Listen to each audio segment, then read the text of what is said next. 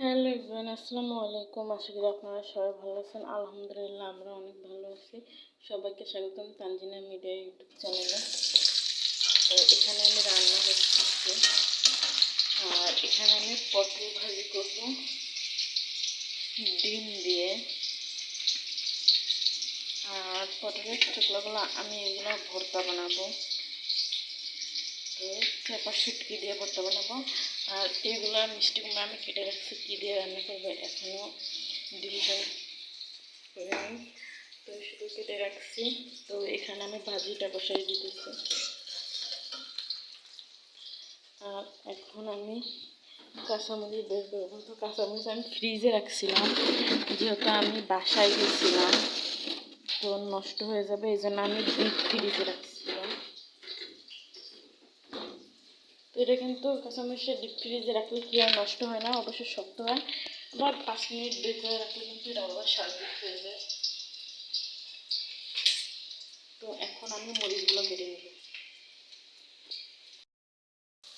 তো অলরেডি আমি কিন্তু এগুলোকে ডিম দিয়ে দিচ্ছি।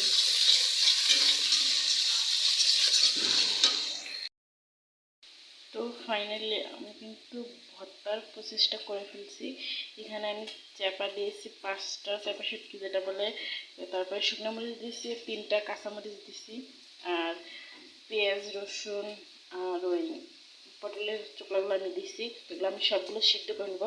তো যে কড়াইতে তেল নাই, তেলের কাজ করে না, সে কড়াইতে কিন্তু এটা সিদ্ধ করতে হবে, না হয় কিন্তু তেলের ইয়াতে সিদ্ধ করলে কিন্তু এটা অনেক সময় লাগে সিদ্ধ করতে। তো আমার এখানে কিন্তু ভাজিটা প্রায় হয়ে গেছে, প্রায়টা হয়ে গেছে। আমি এখন এগুলো নামিয়ে নেব। ভাজিটা আমার হয়ে গেছে। আর আমি মিষ্টি কুমড়া বললাম না, তো মিষ্টি কুমড়া ফাইনালি চিংড়ি মাছ দিয়ে রান্না করবো। আর চিংড়ি মাছটা কিন্তু আপনাদের ভাইয়া খায় না, চিংড়ি মাছের শুটকিটা অনেক পছন্দ করে, তো ও চিংড়ি মাছটা বেছে বেছে খাবে। তো তাড়াতাড়ি সব কাজ কমপ্লিট করে ফেলি। এই যে এখানে কিন্তু আমার ভাত হয়ে গেছে, আর আমি লাইনটা অফ করে দিব। আর সব তরকারি আমার হয়ে গেছে। এই যে এখানে ভাজি, তারপর চিংড়ি মাছ দিয়ে মিষ্টি কুমড়া দিয়ে, আর এখানে যে ভর্তা। তো আমি কিন্তু ভর্তা সব কিছু একসঙ্গে দিয়ে তারপর এগুলো সিদ্ধ করে নিয়ে তারপর পাটায় বেটে নিচ্ছি সুন্দর করে, তারপরে তেলে ভেজে নিচ্ছি। রেগুলার তেল আমরা খাই ওটাতে ভেজে নিয়েছি সাদা তেলে। আর সরিষার তেল বাটার ভাজার পরে সাদা তেল দিয়ে তারপরে সরিষার তেল আমি উপরে দিয়ে দিছি। তো ভর্তাটা এরকম করে ভর্তা খেলে কিন্তু অনেক মজা লাগে। আর বিশেষ করে পাটায় বেটে ভর্তা বানাইলে কিন্তু খুবই ভালো লাগে। তো ব্লেন্ডারে কিন্তু ভালো লাগে না তো, একটা পাটায় বেটে ভর্তা বানানোর স্বাদটাই কিন্তু আলাদা। তো এখন আমার সব কাজ কমপ্লিট, আর এগুলো সবগুলো আমি এখন ঢেকে ঢেকে রেখে দিব।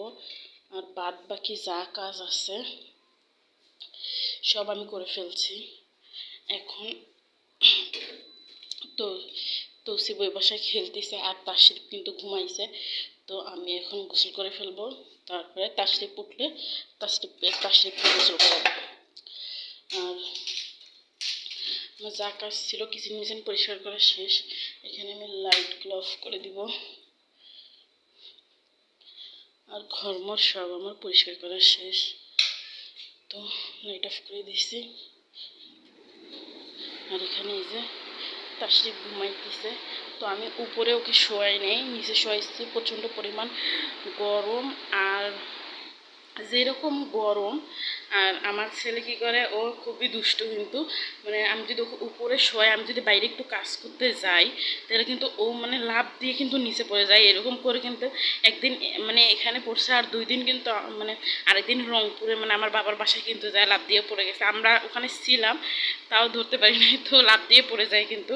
এই জন্য ওকে আমি নিচে শোয়াইছি। তো ভিডিওটা যদি ভালো লাগে সবাই লাইক কমেন্ট শেয়ার এবং সাবস্ক্রাইব করবেন, আর অবশ্যই কিন্তু কমেন্ট করে জানাবেন।